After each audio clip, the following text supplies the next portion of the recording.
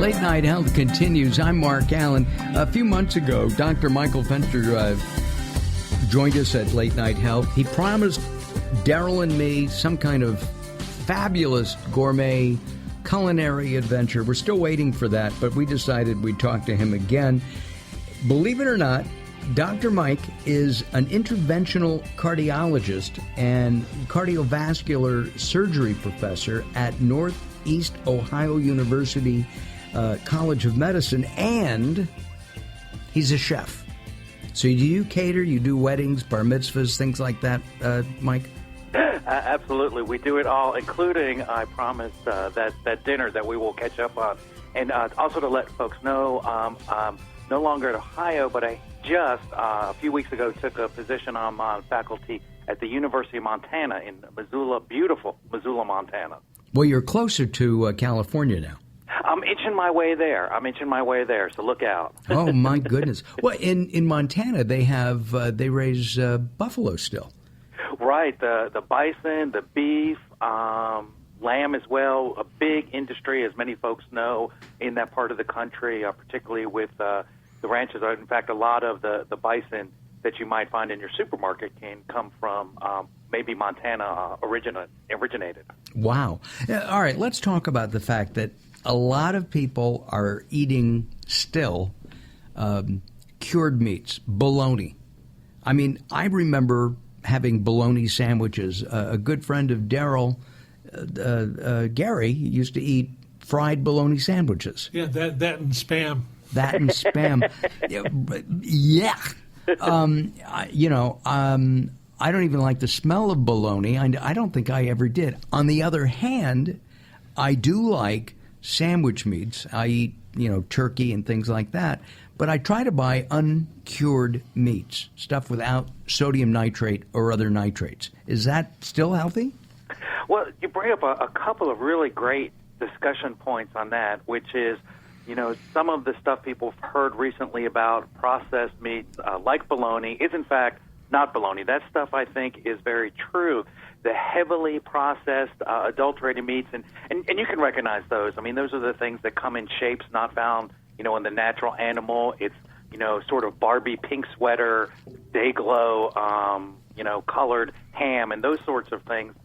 But when you look at some of the more natural alternatives, I think, there's a couple of steps in there. One is, where does that meat come from? So, for example, if you get a heritage breed pig and it's raised, pastured, allowed to eat the natural foods, and you turn that into prosciutto, which is nothing more than salt and pork when it's done correctly, right, and dry aged, that's a very different, forgive the pun, a very different animal, from the heavily processed bologna. So I think it starts with the animal. It involves, how is it processed or not processed, what is added, what is taken away.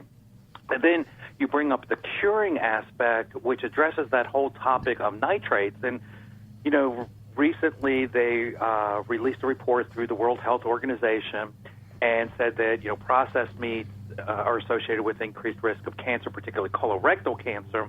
And everybody's kind of said, well, we knew that, it's the nitrates. And, yeah, that actually may not be true. The origin of that information comes from really some poor studies done in the 70s that were later retracted in the 80s by the U.S. government. They've done over 50 studies looking at nitrate consumption in meats.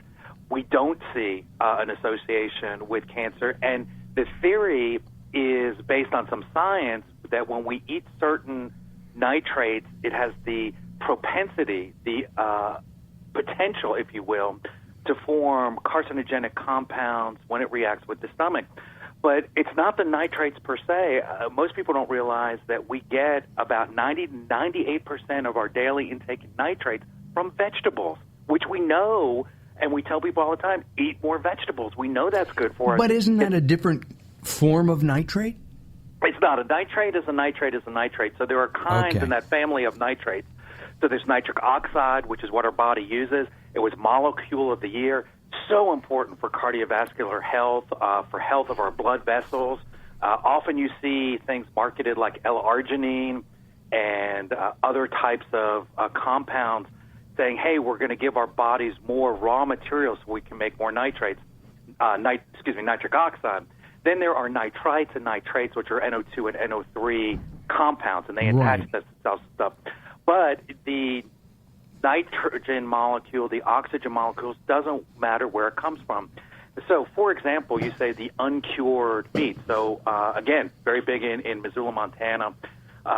They have uncured meats, and they'll have uncured bacon, which is kind of a misnomer because by the USDA regulations, bacon must come from the pork belly, the pork of the pig, pork belly, and it must be cured with the addition of some sodium nitrite. Well, I know that Trader Joe's sells a wonderful applewood smoked bacon, okay? But it's uncured. It's uncured applewood smoked bacon. But here's how they do that. So technically, if it doesn't contain the addition of the molecule sodium nitrite, you can't call it cure. But here's how they cure it, because you have to protect the meat. Right. One of the good side effects of adding some sodium nitrate is no botulism. That's bad. That's really bad. So what they do is you grind up celery or beets, which are very high in nitrates and nitrites.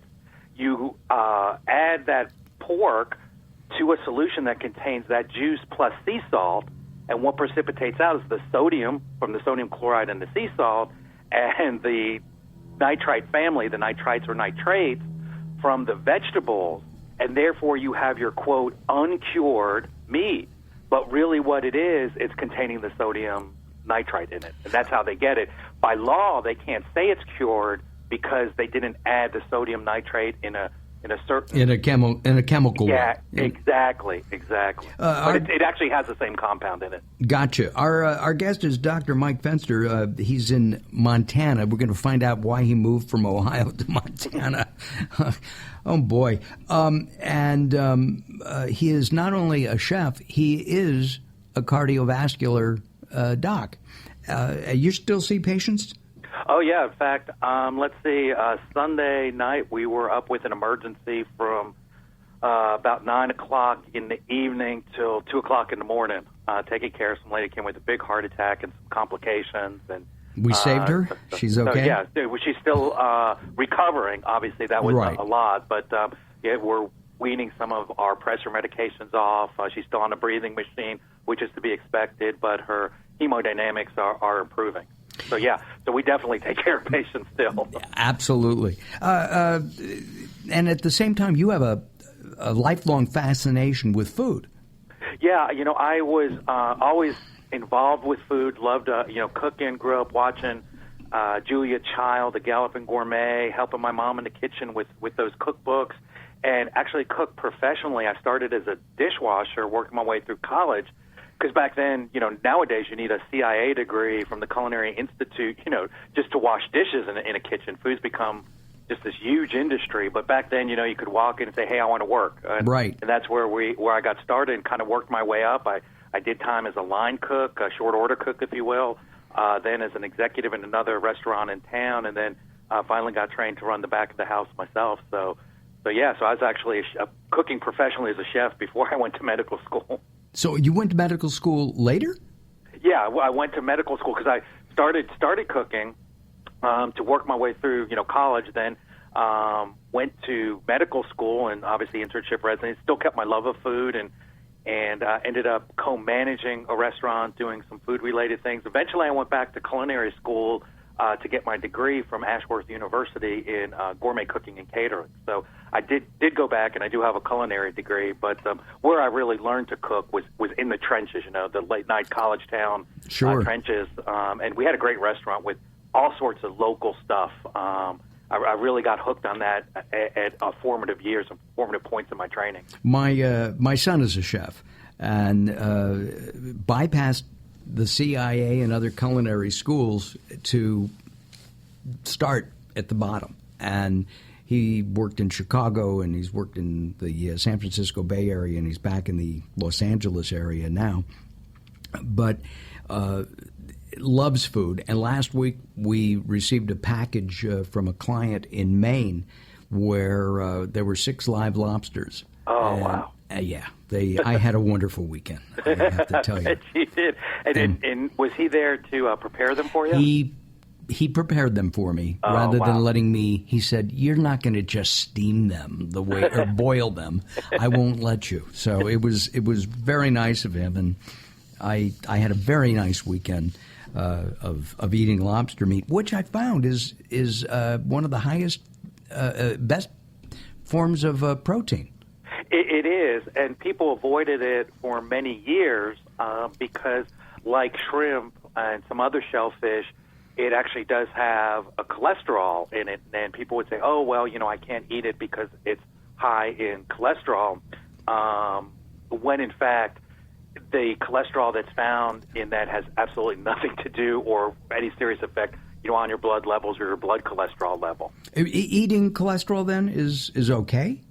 Well, believe it or not, and I talked about this in my book, The Fallacy of the Calorie, what we eat, the dietary cholesterol molecule has little to no impact on what our blood levels are. And finally, the guidelines are catching up with the science. So in 2016, you will no longer find cholesterol recommendations on the nutrition labeling. They're just getting rid of it.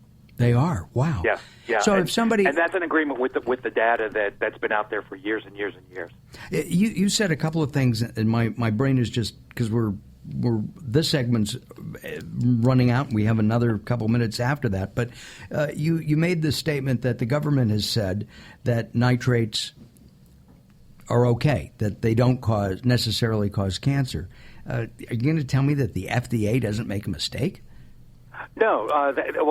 Remember, the FDA did make a mistake. So they made lots of mistakes. They have, and the first study I think was done out of MIT, where they classified an increased risk of a type of cancer, lymphatic cancer, so not even colorectal cancer, associated with the consumption of nitrates.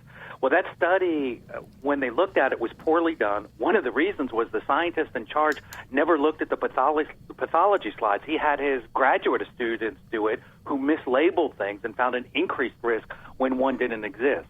Wow. So then they actually had an interagency. It wasn't just the FDA, it was the USDA, what they call an interagency group, go back in the 80s, look at the data, and then looked at other studies and walked away and said, you know what? Nitrites are not associated with increased risk of cancer. Now, the processed meat link with cancer, I do believe that is real. I've seen it in other studies, well-done studies around the world. I just don't know that it's the nitrate. Got it. We don't know what it is what you're saying. We don't know what it is. And so when everybody says, oh, we know that it's the nitrates, it perpetuates this myth that really just doesn't have a basis in science. It's like some bad food urban legend. Got it. Well, no pastrami or corned beef for lunch today. I'm Mark Alyn. This is Late Night Health. Join us at latenighthealth.com. We'll have Dr. Mike Fenster's picture and bio and link to his material on our website. We'll continue our conversation in just a couple of moments. Don't go away. More coming up.